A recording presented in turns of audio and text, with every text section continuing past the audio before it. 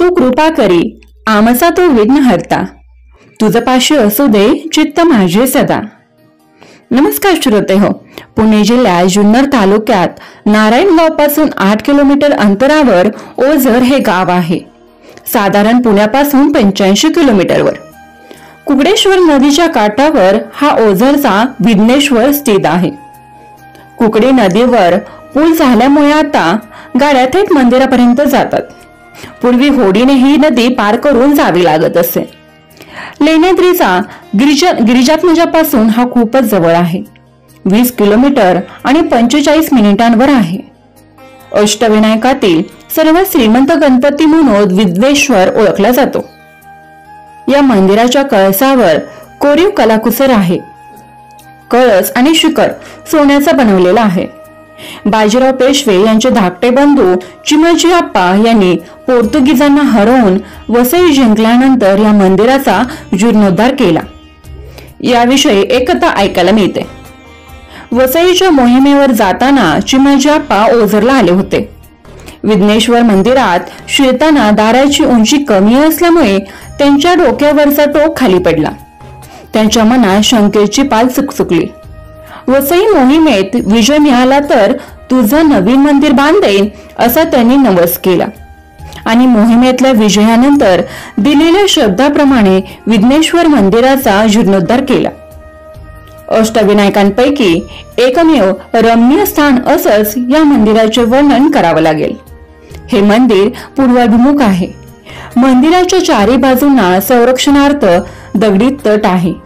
तटावरून चालायला पायवाट आहे. या तटबंदीवरून चालताना लेण्याद्री दिसतो आणि शिवनेरी किल्लाही दिसतो. प्रवेशद्वाराच्या दोन्ही बाजूला दगडात कोरलेले भालदार आणि चोपदार आहेत. महाद्वारातून आत प्रवेश केला की उंच दीपमाला नजरेला पडतात. उत्सव दिनी या दीपमाला प्रज्वलित करतात. महाद्वारातून आत जाताच दोन्ही अंगांना ओवरी लागतात. त्यांच्या भव्य दगडी कमानी त्यांच्या भव्यतेची कल्पना देतात. जुन्या धाटणीच्या मंदिराप्रमाणे या मंदिराच्या दर्शनी भागावर 2 ऋषी कोरलेले आहेत. मंदिराचे आवार परसबंदी आहे. मंदिराचा सभामंडप 20 फूट आहे. याच्या दक्षिण आणि उत्तरेला दरवाजे आहेत. या मंडपात धोंडी राजाची मूर्ती आहे. यापुढे जाऊन एक 10 फूट मंडप आहे. या मंडपाच्या प्रवेशद्वारी संगमरवरी पाषाणाचा एक उंदीर पळण्याच्या तयारीत आहे. देवळाच्या भिंती रंगीत आणि आकर्षित चित्रांनी सजवलेल्या आहेत. यानंतर लागतो तो देवाचा गाभारा. गाभाऱ्यात चारही बाजूंना छोटे छोटे कोनाडे असून त्यात पंचायतनाच्या मूर्ती आहेत. मंदिरातील नक्षीकाम अतिशय सुंदर आहे. श्री विघ्नेश्वराची मूर्ती पूर्वाभिमुख डाव्या सोंडेची पूर्णाकृती आहे. आसन मांडे घातलेले आहे.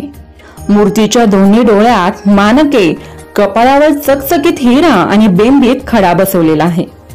मूर्तीच्या दोन्ही बाजूला रिद्धी सिद्धीच्या पितळी मूर्ती आहेत. देवाची मूर्ती डौलतार महिरपी कमानीत आहे. हे मंदिर 1785 मध्ये बांधलं गेलं असावं.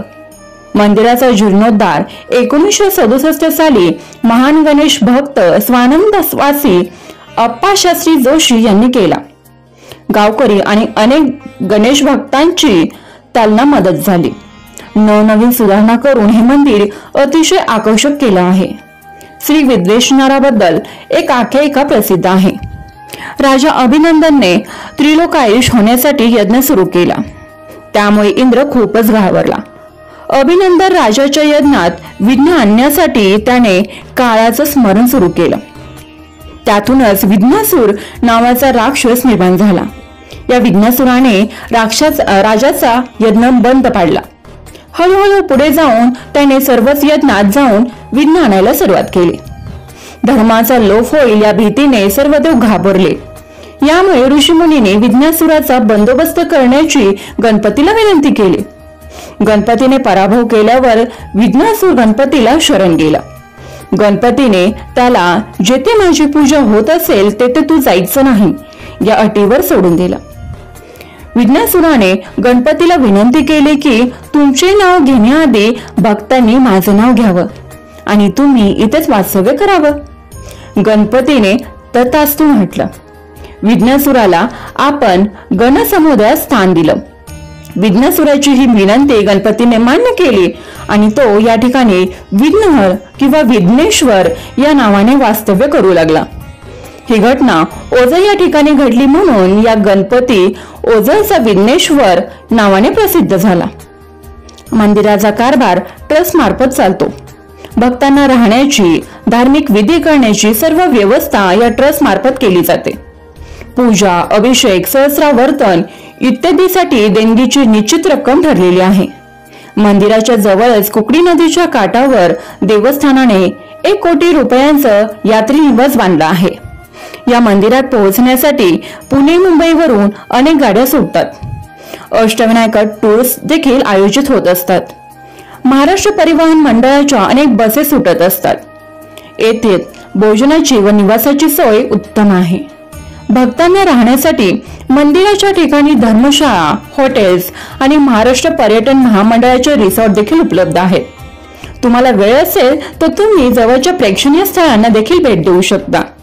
खोडद येथे आशिया खंडातील सर्वात मोठी आकाश दुर्बीण आहे. भीमाशंकर हे ज्योतिर्लिंग आहे. छत्रपती शिवाजी महाराज यांचे जन्मस्थान असलेला शिवनेरी किल्ला आहे.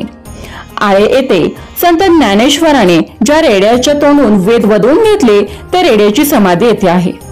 श्रोते हो, असा हा आपला ओझरचा गणपती विघ्नेश्वर. तर आजचा हा व्हिडिओ तुम्हाला कसा वाटला हे आम्हाला कमेंट बॉक्सद्वारे नक्की कळवा.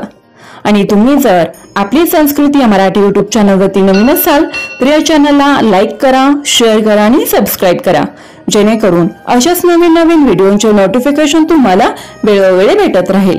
धन्यवाद.